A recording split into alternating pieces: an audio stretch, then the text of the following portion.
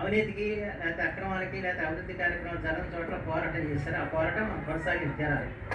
ఎక్కడైనా అవినీతి జరుగుతున్నా, ఎక్కడైనా అసాంఘిక కార్యక్రమాలు జరుగుతున్నా వాటిని పట్టించిన జన సైనికులు అని చెప్పి పేరు తెచ్చుకోవాల్సిన అవసరం ఉంది. దీని దగ్గర నాకు రాజీ లేదు అసలు. నేను చెబుతున్నాను ఈ విషయంలో. ఇటు పరిస్థితుల్లో రాజీ పడను. దాని మన పార్టీ ఆ పార్టీ అని చూడండి. ఎవరు తప్పు చేసినా వాడిని శిక్షించాల్సిన అవసరం మాత్రం మనకుంది. దాన్ని ప్రత్యేకించి మాకు ఎమ్మెల్యేల మీటింగ్ పెట్టినప్పుడు కూడా ఆ మార్గదర్శనం మాకు పవన్ కళ్యాణ్ గారు చేశారు. అంతేకాకుండా అధికారులను ఎవరు కూడా మీరు బెదిరిస్తూ మాట్లాడదని కూడా చెప్పాడు ఆయన. మర్యాదపూర్వకంగానే వాళ్ళని వ్యవహరించండి వాళ్ళ పట్ల అని చెప్పారు. ఇంతవరకు ఆయన చెప్పినట్టు ఏ రాజకీయ నాయకుడు చెప్పలా. జన సైనికులు ఎవరు కూడా అధికార కార్యక్రమాల్లో పాలు పంచుకోవద్దని చెప్పాడు. ఎంతవరకు ఏ నాయకుడు అని చెప్పాడని చెప్పి అడుగుతున్నా. మీరు వెళ్ళి అధికార కార్యక్రమాల్లో పాల్గొమాకని చెప్పి మన స్టేట్మెంట్ ఇచ్చాడు. ఇంకా అనేక అంశాలు చెప్పాడు మనకి. ఆయన ఏ అంశాలు చెప్పాడో ఆ అంశాలను మాత్రం మీరు తప్పనిసరిగా పాటించే విధంగా ఉండాలి జన సైనికులు అని చెప్పి మాత్రం తెలియజేస్తున్నాను. ప్రత్యేకించి కార్యకర్తల దగ్గర ఎటువంటి పొరపాటు లేదు. పొరపాటు ఏదైనా చెప్పి నాయకత్వం నుంచి మా ఓట్ల మీద నమ్ముతా పొరపాటు.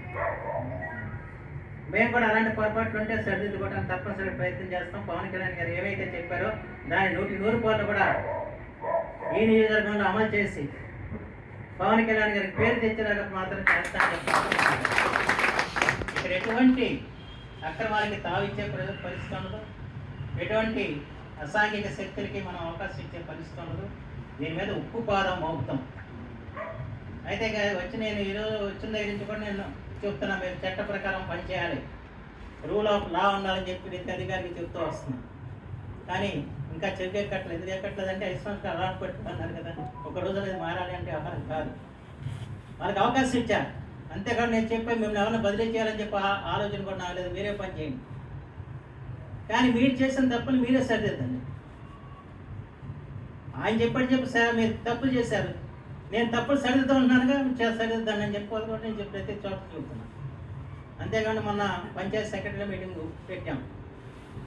పంచాయతీ సెక్రటరీలు ఒకటే మాట చెప్పాను, మీకు జాబు మీకు ఒక దాంట్లో జాబ్ చాట్లు ఉందా లేదన్నది కాదు, మీ ఊళ్ళో ఏదైనా అసాంఘిక కార్యక్రమాలు జరిగితే మీరే బాధ్యులు అవుతారని కూడా చెప్పారు. మీ ఊళ్ళో ఏదైనా అసాంఘిక కార్యక్రమాలు జరుగుతూ ఉంటే దాన్ని అరికట్టే మీరు అరికట్టండి, లేదా పోలీసుకో లేదా రెవెన్యూకి చెప్పి అరికట్టే పదం చేయండి తప్ప మీరు మా సంబంధం లేని వ్యవహారంగా మాత్రం వ్యవహరించడానికి వీలని చెప్పి మాత్రం భవిష్యత్తులో వీఆర్ఓలు కానీ పంచాయతీ సెక్రటరీలు కానివ్వండి, ఆ గ్రామంలో ఏదైనా అక్రమం జరిగిందంటే దానికి వాళ్ళే బాధ్యత వహించేలాగా ఖచ్చితంగా చేయాల్సిన పరిస్థితి ఉందని చెప్పి మనం చేస్తున్నాం. అంచేత ఇంట్లో ఎక్కడ మనం రాజీ పడాల్సిన అవసరం లేదు. ఎందుకంటే పవన్ కళ్యాణ్ గారు స్పష్టంగా మాకు ఇచ్చిన ఆదేశాలను నేను ఇక్కడ అమలు చేస్తాను తప్ప నేను కొత్తగా చేస్తుంది ఏం లేదని చెప్పి అంతా మనం చేస్తాం. అలాగే చంద్రబాబు గారు కూడా ఈ విషయంలో ఎటువంటి అవకాశం ఇవ్వట్ల. ఆయన కూడా నేను స్టేట్మెంట్ ఇచ్చే ఎట్టి పరిస్థితులు కూడా చట్ట ప్రకారం పనిచేయాల్సిందే, ఎక్కడ కూడా మరి ఇసుకలో ఎవరు జోక్యం చేసుకోవద్దని కూడా నేను చెప్తుంది. ఇక్కడే మనకి ఇసుక దోపిడీకి మట్టి దోపిడీకి అలవాటు పడిపోవడంతో మన వాళ్ళు కూడా టెంప్ట్ అవుతున్నారు. వాళ్ళు దోచుకున్నాడు, మనం కూడా నేను దోచుకోకూడదు. నేను ఒకటి చెబుతున్నా, వాళ్ళు దోచుకున్నా మనం దోచుకుని 40 దోచుకుంటాను. దానివల్ల మీ అందరికీ లాభం జరిగింది చెప్పండి. ఎవరు నాయకులు ఉన్నారు 45 రోజులు ఆపడితే పడవచ్చు. మరి వైఎస్ఆర్ పార్టీలో 45 రోజులు ఆపడితే పడి ఉండొచ్చు, 45 కూడా లేదా 5 రోజులు ఆపడి ఉండొచ్చు. కానీ మిగతా కార్యకర్తలకు ఏం జరిగింది? ఏం జరగలేదు కదా. ప్రజలకి ఏం జరిగింది? ఏం జరగలేదుగా. తత్ఫలితమే ఇవాళ కనీవిని ఎరగిన మెజార్టీ రావటం. అంచేత ఇవన్నీ కూడా మన గమనంలో తీసుకుని గతంలో జరిగిన తప్పులు మనం చేయకుండా మనం చూసుకోవాల్సిన అవసరం ఉంది. అలా చేయకుండా చేయగల శక్తి ఈ 3 పార్టీలు ఒక జనసేనకి మాత్రం ఉన్నది మాత్రం ఖచ్చితంగా. ఎందుకంటే మీరు నిస్వార్థంగా ఇవాళ మీరు అధికారం వస్తుందని మీరు ఎప్పుడు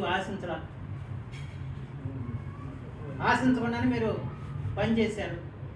కేవలం పవన్ కళ్యాణ్ మీద అభిమానంతో పనిచేశారు, ఆయన మీద ఆ నాయకత్వం మీద నమ్మకంతో పనిచేశారు తప్ప ఏదో మన అధికారం వస్తే మన ఏదో రాపడడం అని చెప్పి ఆలోచనతో ఎవరు పనిచేసిన ఎవరు కాదు. రెండోది ఏంటి, ఇక్కడ ఓటు అన్నది పవన్ కళ్యాణ్ ఓటు తప్ప నీ ఓటు నా ఓటు కాదు. ఇక్కడ మనం గుర్తుంచుకో, మన నిమిత్తం మాత్రం దీంట్లో గుర్తుంచుకోవాల్సిన అవసరం. అంతే ఇవన్నీ కూడా మన గమనంలో పెట్టుకుని వాస్తవ పరిస్థితిని గమనం పెట్టుకోవాలి.